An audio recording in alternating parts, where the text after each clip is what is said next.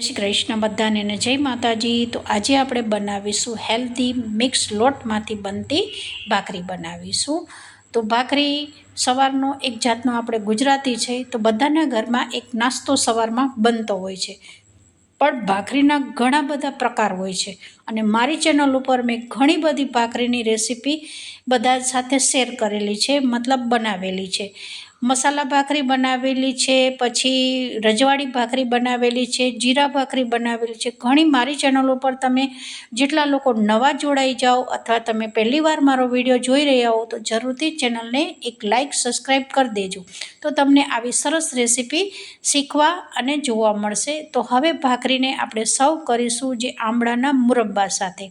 તો આજની રેસીપી આપણી સરસ તૈયાર થઈ ગઈ છે। હવે મુરબ્બા સાથે આ સવારનો નાસ્તો કોફી સાથે દૂધ સાથે બી તમે લઈ શકો છો। તો આજની રેસીપી આપણી સરસ તૈયાર થઈ ગઈ છે, જે એકદમ મિક્સ લોટમાંથી બનતી ભાખરી આપણે ચાલો બનાવી દઈએ। હવે અહીંયા સૌથી પહેલાં 3 લોટ લીધા છે, 1 વાટકી બાજરીનો, 1 વાટકી કકરો જે ભાખરીનો લોટ લીધો છે અને 1 ચમચી મેં અહીંયા ચણાનો લોટ લીધો છે। ત્રણેય લોટને આપણે હવે ચાળી દઈશું। આ ભાખરી તમે તમારા ઘરમાં નાના બાળકો હોય અથવા સ્કૂલે છોકરાઓ જતા હોય તો તમે બીજો કોઈ કોરો નાસ્તો દેવા કરતાં આ જરૂરથી તમે એને આપજો ડબ્બામાં, તો એનું પેટ ભરાઈ જશે। કારણ કે મુરબ્બો અથવા છુંદો હોય છે એ તો છોકરાઓ ખાતા જ હોય છે, વધારે પડતું છોકરાઓને આપણે શું કરતા હોય છે, સોસ આપતા હોય છે, પણ એકવાર આવા બી નાસ્તા ડબ્બામાં આપજો તો છોકરાઓનું પેટ ભરાઈ જશે। હવે લોટ આપણો સારો એવો ચડાઈ ગયો છે, ત્રણેય લોટ એકદમ સરસ મિક્સ છે એટલે ચાળી દીધા છે। હવે ચડાઈ ગયા પછી હવે આપણે આને એક બીજી પ્રોસેસ કરીશું। અહીંયા જે આપણે અહીંયા ગોળનું પાણી બનાવવાનું છે, કારણ કે આ ભાખરીને આપણે થોડી ગળી બનાવીશું। તો મેં અત્યારે અહીંયા મારા માપ પ્રમાણે 2 ચમચી જેટલો ગોળ લીધો છે। હવે ગોળ ડૂબે એટલું જ પાણી ઉમેરવાનું છે, બહુ વધારે ભાખરીમાં આપણે થોડો લોટ સોફ્ટ મતલબ ઢીલો નથી રાખવાનો, તો પાણી બિલકુલ ઓછું લેવાનું છે અને જરૂર પડે તો તમે નોર્મલ પાણી બી ઉપરથી લઈ શકો છો। હવે આપણે અહીંયા ગોળને થોડો ઓગાળવાનો છે, તમે જોઈ શકો છો ધીમી આંચ ઉપર આ રીતે સ્પેચ્યુલાથી હું ચલાવતી રહી છું તો ગોળ સરસ ઓગળી જાય છે। કોઈ ચાસણી નથી બનાવવાની, ફક્ત ગોળનું પાણી કરવાનું છે અને એ જ પાણીથી આપણે લોટને બાંધવાનો છે। હા, તમારું પાણી વધી જાય તો તમે આ પાણીને તમે ચામાં ઉમેરી શકો છો, તો તમારે અહીં ખાંડ ઉમેરવાની ઓછી જરૂર પડશે। તો ગોળનું પાણી આપણું સારું એવું થઈ ગયું છે અને હવે આપણે એને ચાળી લઈશું। હવે ચડાઈ ગયા પછી આ પાણી ગરમ છે, તો ગરમા ગરમથી આપણે અહીંયા લોટ નહીં બાંધીએ, થોડું ઠંડુ થવા દેવાનું પાણીને, પછી જ આપણે અહીંયા જે લોટને બાંધીશું। કારણ કે હું લેવા ગઈ તો મારો હાથ દાજતો હતો એટલે મેં હાથ પાછો કરી દીધો છે। અને હવે તમે જોઈ શકો છો કે 3 લોટ મિક્સમાં મેં સ્વાદ અનુસાર મીઠું નાખ્યું છે અને 1 ચમચી જેટલા તલ નાખ્યા છે। તલ પસંદ હોય તો ઉમેરી શકો છો, નતર સ્કીપ કરી શકો છો। ત્યાર પછી 2 ચમચી જેટલું અહીંયા મોયન માટે તેલ લીધું છે। હવે તેલની જગ્યાએ તમે ઘી બી લઈ શકો છો। તો સરસ હવે એક લોટની અંદર કણે કણમાં મોયન મતલબ તેલ નાખ્યું છે એ બેસી જવું જોઈએ, તો જ ભાખરીનો સ્વાદ આવતો હોય છે। આપણે શું કરતા હોય છે કે ઉપરથી તેલ તો નાખતા હોય છે મોયન, પણ પછી મિક્સ નથી કરતા હોતા। તો આ ભાખરી બનાવવા માટે એક ટ્રીક સાથે હું તમને બતાવીશ, લોટ બાંધવો કેવી રીતે, ભાખરીને શેકવી કેવી રીતે, એ બધી ટ્રીક તમને અહીંયા જોવા મળશે। તો જુઓ, મુઠ્ઠી પડતું મોયન આપણું સરસ બેસી ગયું છે।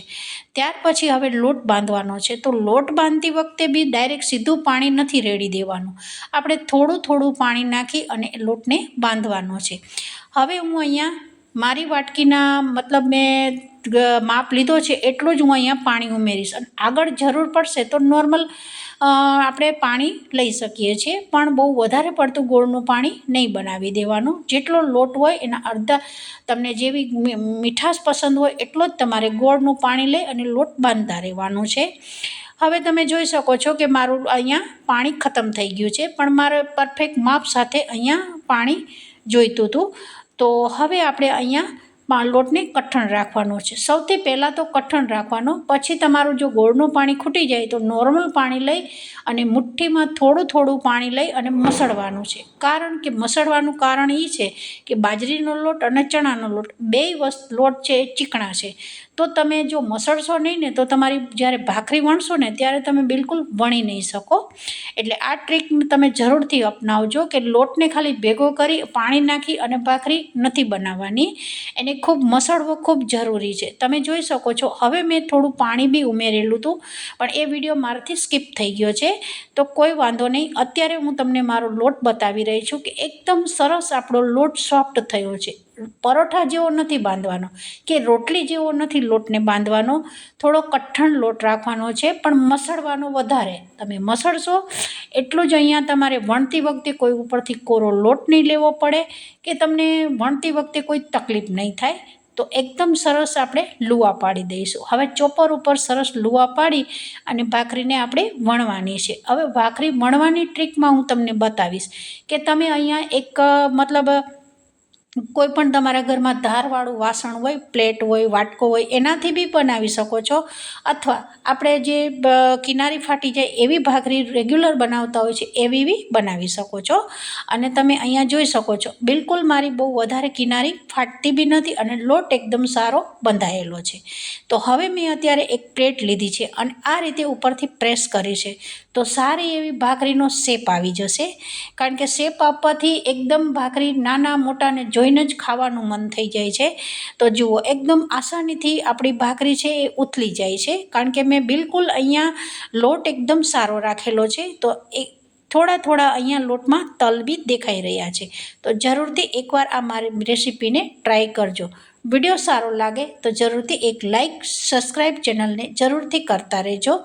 હવે આપણે નોનસ્ટિક પેન ઉપર ધીમી આંચ ઉપર અહીંયા ભાખરીને શેકવાની છે. ફૂલ ગેસે કોઈ દિવસ ભાખરીને શેકાતી નથી. લોટ કેમ બાંધવો એ ટ્રીક સમજી લીધી. હવે અહીંયા તમારે એ બીજી ટ્રીક સમજવાની છે કે ભાખરીને શેકવાની કેવી રીતે. હવે ઓછા તેલમાં લગભગ અડધી ચમચી તેલ ઉમેરી બેય બાજુ આ રીતે ભાખરીને તવેથાથી થોડું પ્રેસ કરી અને શેકવાની છે. ફાસ્ટ ગેસે હંમેશા કોઈ દિવસ ભાખરીને શેકાતી નથી.